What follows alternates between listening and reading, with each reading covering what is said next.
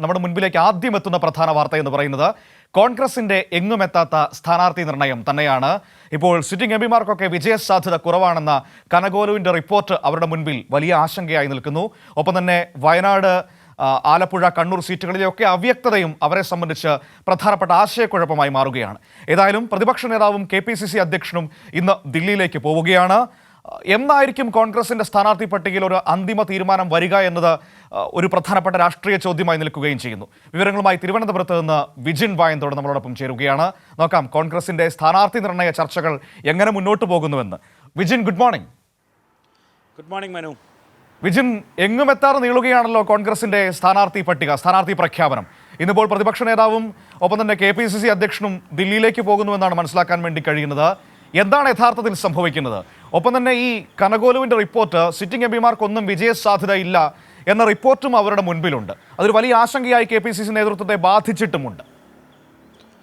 തീർച്ചയായും മനു, LDF നേരത്തെ തന്നെ 20 സീറ്റിലും സ്ഥാനാർത്ഥികളെ പ്രഖ്യാപിക്കുകയും തെരഞ്ഞെടുപ്പ് പ്രചാരണത്തിൻ്റെ ആദ്യഘട്ടത്തിൽ മുന്നേറുകയും സജീവമാവുകയും ഒക്കെ ചെയ്തു. NDA ഇന്നലെ ആദ്യഘട്ട 12 സീറ്റുകളിലേക്കുള്ള സ്ഥാനാർത്ഥി പ്രഖ്യാപനം നടത്തുകയും ചെയ്തു. പക്ഷേ ഇപ്പോഴും കോൺഗ്രസിനകത്തെ ഒരു സ്ഥാനാർത്ഥി നിർണയം പോലും പൂർത്തിയാക്കാൻ കഴിയാത്ത ഒരു സ്ഥിതിയിലേക്കാണ് കാര്യങ്ങൾ പോകുന്നത്. നേരത്തെ ലീഗുമായി ഒക്കെ ഉണ്ടായിരുന്ന പ്രശ്നങ്ങൾ അവസാനം എങ്ങനെയോ പരിഹരിച്ച് ഒരു സീറ്റ് വിഭജനം പൂർത്തിയാക്കി എന്ന് പറഞ്ഞിരുന്നെങ്കിലും പക്ഷേ ഒരു സ്ഥാനാർത്ഥി നിർണയത്തിലേക്ക് കടക്കാൻ കോൺഗ്രസിന് ഇതുവരെ കഴിഞ്ഞിട്ടില്ല. മനു നേരത്തെ സൂചിപ്പിച്ചതുപോലെ ഈ കനകോലുവിൻ്റെ റിപ്പോർട്ട് ഒരു പ്രധാന ഘടകമായി സ്ഥാനാർത്ഥി നിർണയത്തിലെ അനിശ്ചിതത്വത്തിന് കാരണമാകുന്നുണ്ട്. അതിൽ ഏറ്റവും പ്രധാനമായി പറയുന്നത് ഈ MPമാരുടെ പ്രവർത്തനങ്ങളിൽ പത്തനംതിട്ട MP ആൻഡോ ആൻ്റണിയുടെ പ്രവർത്തനം വളരെ മോശമാണ്. അതുകൊണ്ട് ഇനിയൊരു വിജയസാധ്യത ആൻ്റണിക്ക് ഇല്ല എന്നുള്ളതാണ്. അടുത്തത് മാവേലിക്കരയാണ്. മാവേലിക്കരയിൽ ഈ കൊടിക്കുന്നിൽ സുരേഷ് കഴിഞ്ഞ 7 തവണയായി MP ആയി ജയിച്ചു വരുന്ന ആളാണ്, മത്സരരംഗത്ത് ഉണ്ടായിരുന്ന ആളാണ്. ഇനിയും ഒരു തവണ കൂടി മത്സരിച്ചാൽ അത് പ്രതികൂലമായിരിക്കും എന്നുള്ള റിപ്പോർട്ട് കനകോലു നൽകിയിട്ടുണ്ട്. ഒപ്പം തന്നെ ഈ ആലത്തൂരിൽ കഴിഞ്ഞ തിരഞ്ഞെടുപ്പിൽ വിജയിച്ച രമ്യ ഹരിദാസിൻ്റെ വിജയസാധ്യതയും വളരെ കുറവാണ് എന്ന റിപ്പോർട്ടാണ് നിലവിൽ ഇപ്പോൾ നൽകിയിരിക്കുന്നത്. ഒപ്പം തന്നെ ഇവർക്ക് പകരം ആരെ സ്ഥാനാർത്ഥിയാക്കും എന്ന കാര്യത്തിലുള്ള പ്രതിസന്ധിയും നിലവിൽ ഉണ്ട്. വയനാട്, കണ്ണൂർ, ഒപ്പം തന്നെ ആലപ്പുഴ കഴിഞ്ഞ വർഷം കോൺഗ്രസിന് ലഭിക്കാതിരുന്ന സീറ്റാണ്. അവിടെയും ആരെ മത്സരിപ്പിക്കും എന്ന കാര്യത്തിൽ അനിശ്ചിതത്വമുണ്ട്. ആദ്യഘട്ടത്തിൽ തന്നെ KPCC പ്രസിഡന്റ് K സുധാകരൻ വ്യക്തമാക്കിയിരുന്നത് താൻ കണ്ണൂരിൽ മത്സരിക്കുന്നില്ല എന്നാണ്. അതിന് പകരം KPCC പ്രസിഡന്റ് തന്നെ K ജയന്തിൻ്റെ പേര് നിർദ്ദേശിക്കുകയും ചെയ്തു. പക്ഷേ ഈ കനകോലുവിയുടെ റിപ്പോർട്ട് പ്രകാരം ഈ K ജയന്തിന് കണ്ണൂരിൽ വിജയസാധ്യത വളരെ കുറവാണ് എന്നാണ് ആ റിപ്പോർട്ടിൽ പറയുന്നത്. ഒപ്പം തന്നെ വയനാടിൽ രാഹുൽ ഗാന്ധി എത്തുന്നില്ല എങ്കിൽ ആരെ മത്സരിപ്പിക്കും, വയനാട് രാഹുൽ ഗാന്ധി മത്സരത്തിന് എത്തുമോ എന്ന കാര്യത്തിലുള്ള അനിശ്ചിതത്വം തുടരുന്നു. ഒപ്പം തന്നെ രാഹുൽ ഗാന്ധി വയനാടിൽ എത്തുന്നില്ല എങ്കിൽ ആലപ്പുഴയിൽ ഒരുപക്ഷെ KC വേണുഗോപാൽ സ്ഥാനാർത്ഥി ആയി വരുമോ എന്ന കാര്യത്തിലുള്ള അനിശ്ചിതത്വം.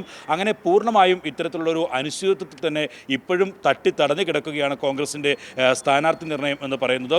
വലിയ രീതിയിൽ ഈ തെരഞ്ഞെടുപ്പിൽ LDF മുന്നേറ്റം നടത്തിക്കൊണ്ടിരിക്കുന്നു എന്നുള്ള ഒരു കാഴ്ച നിലവിൽ ഉള്ള സാഹചര്യത്തിലാണ് ഈ സ്ഥാനാർത്ഥികളെ പോലും പൂർത്തീകരിക്കാൻ കഴിയാതെ, നിർണയം പോലും പൂർത്തീകരിക്കാൻ കഴിയാതെയുള്ള ഈ കോൺഗ്രസിൻ്റെ ഒരു അവസ്ഥ എന്ന് പറയുന്നത്. എന്തായാലും ഇന്ന് KPCC പ്രസിഡന്റും പ്രതിപക്ഷ നേതാവും ഡൽഹിയിലേക്ക് പോകുന്നുണ്ട്.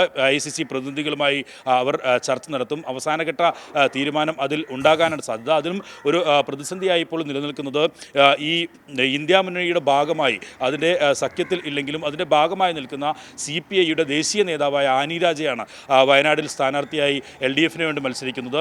അങ്ങനെ ഒരു സാഹചര്യത്തിൽ വയനാട്ടിലേക്ക് രാഹുൽ ഗാന്ധി വന്നാൽ ആ മുന്നണി, ഈ ഇന്ത്യ മുന്നണി എന്നുള്ള ഒരു സംവിധാനത്തെ തന്നെ ചോദ്യം ചെയ്യുന്ന രീതിയിലേക്ക് അത് മറ്റ് സംസ്ഥാനങ്ങളിൽ, നോർത്ത് ഇന്ത്യൻ സംസ്ഥാനങ്ങളിൽ ഉൾപ്പെടെ BJP ഒരു പ്രചാരണായുധമാക്കി മാറ്റാനുള്ള സാധ്യതയുണ്ട്. അതുകൊണ്ട് തന്നെ രാഹുൽ ഗാന്ധി വയനാട്ടിൽ മത്സരിക്കുമോ എന്ന കാര്യത്തിൽ ഉള്ള അനിശ്ചിതത്വം ഇപ്പോഴും തുടരുകയാണ്.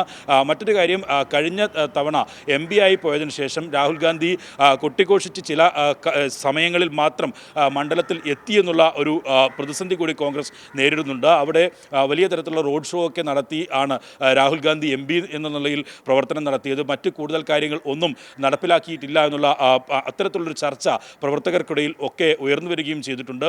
ഇങ്ങനെയുള്ള പ്രതിസന്ധിയാണ് അഭിമുഖീകരിക്കുന്നത്. ഒപ്പം തന്നെ ഈ വയനാട്ടിലെ വന്യമൃഗശല്യം ഉൾപ്പെടെ രൂക്ഷമായ സാഹചര്യത്തിൽ അതിനെ ഉള്ള കേന്ദ്ര സർക്കാരിലൊരു സമ്മർദ്ദം ചെലുത്താനോ അതുമായി ബന്ധപ്പെട്ട് സംസ്ഥാന സർക്കാർ നടപ്പിലാക്കാൻ പോകുന്ന പദ്ധതികൾക്ക് പിന്തുണ നൽകാനോ ഉൾപ്പെടെ രാഹുൽ ഗാന്ധിക്ക് കഴിഞ്ഞിട്ടില്ല. അതാണ് ഇപ്പോൾ നിലവിൽ വയനാട്ടിൽ ഏറ്റവും വലിയ ഒരു ചർച്ചയായി നിൽക്കുന്ന കാര്യം. അതുകൊണ്ട് തന്നെ രാഹുൽ ഗാന്ധി വയനാട്ടിൽ വന്ന് മത്സരിക്കുന്നത് എത്രമാത്രം സേഫാണ് എന്ന കാര്യത്തിൽ ഒരു ഭാഗത്ത് ചർച്ച നടക്കുന്നു. മറ്റൊരു ഭാഗത്ത് ഞാൻ നേരത്തെ സൂചിപ്പിച്ചതുപോലെ ഇന്ത്യ മുന്നണിയുടെ ഭാഗമായി ഇത്തരത്തിൽ രാഹുൽ ഗാന്ധി സ്ഥാനാർത്ഥിയായി വയനാട്ടിൽ ഒരു ദേശീയ പാർട്ടിയുടെ ദേശീയ നേതാവിന് എതിരായി മത്സരിക്കുന്നത് ഒരു തെറ്റായ സന്ദേശം നൽകും എന്നുള്ള കാര്യത്തിലുള്ള ചർച്ചയുമാണ് ഇപ്പോൾ പുരോഗമിക്കുന്നത്. എന്തായാലും ഈ സ്ഥാനാർത്ഥി നിർണയം പൂർത്തിയാക്കാൻ കഴിയാതെ വളരെ പ്രതിസന്ധിയിലേക്ക് ഇപ്പോഴും നീങ്ങിക്കൊണ്ടിരിക്കുകയാണ് കോൺഗ്രസ്. ഇനി കെ സുധാകരൻ ഉൾപ്പെടെയുള്ളവർ മത്സരിക്കണമെന്ന് AICC നിർബന്ധം പിടിക്കുകയാണെങ്കിൽ പോലും നിലവിൽ കരുത്തരായ സ്ഥാനാർത്ഥികളെ നിർത്തിക്കൊണ്ടാണ് LDF തെരഞ്ഞെടുപ്പ് പ്രചാരണത്തിൽ സജീവമായിട്ടുള്ളത്. ഞാൻ നേരത്തെ സൂചിപ്പിച്ചതുപോലെ ആൻ്റണിയുടെയൊക്കെ കാര്യത്തിൽ വളരെ നെഗറ്റീവായി ജനങ്ങളിൽ നിന്ന് തന്നെ അഭിപ്രായം ഉയരുന്ന ഒരു സാഹചര്യമുണ്ട്. അവിടെയാണ് തോമസ് ഐസക്കിനെ പോലുള്ള ഒരു മുതിർന്ന നേതാവ് മത്സരത്തിനിറങ്ങുന്നത്. NDA സ്ഥാനാർത്ഥിയാണെങ്കിൽ PC ജോർജ് നട്ട് നോക്കിയിരുന്ന ഒരു സീറ്റിലേക്ക് അനിൽ ആൻ്റണിയെ സ്ഥാനാർത്ഥിയായി പ്രഖ്യാപിക്കുന്നു. അതിലുള്ള അസ്വാരസ്യം ഇപ്പോൾ തന്നെ ആ മണ്ഡലത്തിൽ ഉടലെടുത്ത് കഴിഞ്ഞിട്ടുണ്ട്. അങ്ങനെ വലിയ രീതിയിലുള്ള ഒരു പ്രതിസന്ധി കോൺഗ്രസ് അഭിമുഖീകരിക്കുന്നു എന്നുള്ളതാണ് ഏറ്റവും പ്രധാനപ്പെട്ട കാര്യം. മനു. ശരി വിജിൻ, നോക്കാം. എന്തായാലും ഇന്ന് പ്രതിപക്ഷ നേതാവും KPCC അധ്യക്ഷനും ദില്ലിയിലേക്ക് പോവുകയാണല്ലോ. എന്ത് തീരുമാനമാകും ഉണ്ടാവുക എന്നത് നമുക്ക് കാത്തിരുന്ന് കാണാം. വിജിനാണ് തിരുവനന്തപുരത്ത് നിന്ന് ഈ വിവരങ്ങൾ നമുക്ക് നൽകിയത്. കോൺഗ്രസിന്റെ സ്ഥാനാർത്ഥി പ്രഖ്യാപനം നീളുകയാണ്. ഏറ്റവും പ്രധാനപ്പെട്ട കാര്യം, മറുവശത്ത് LDF 20 മണ്ഡലങ്ങളിലും സ്ഥാനാർത്ഥികളെ പ്രഖ്യാപിച്ച് അവർ തെരഞ്ഞെടുപ്പ് പ്രചരണത്തിൽ ബഹുദൂരം മുന്നിലെത്തിക്കഴിഞ്ഞിരിക്കുന്നു. വലിയൊരു ആധിപത്യം കളത്തിൽ നേടുകയും ചെയ്തിരിക്കുന്നു. ആ ഘട്ടത്തിലാണ് ഇതുവരെ സ്ഥാനാർത്ഥികളുടെ കാര്യത്തിൽ തീരുമാനത്തിലെത്താതെ കോൺഗ്രസ് വലയുന്നത്. ഇപ്പോൾ പുറത്തു വന്ന കനകോലു റിപ്പോർട്ടും അവരെ സംബന്ധിച്ച് വളരെ ആശങ്ക ഉയർത്തുന്നതാണ്. ഈ പ്രധാനപ്പെട്ട സിറ്റിംഗ് MPമാർക്കൊന്നും വിജയസാധ്യത ഇല്ല, ജനങ്ങൾക്കിടയിൽ നല്ല അഭിപ്രായമില്ല എന്ന റിപ്പോർട്ടാണ് കനകോലു നൽകിയിരിക്കുന്നതെന്നാണ് മനസ്സിലാക്കാൻ വേണ്ടി കഴിയുന്നത്.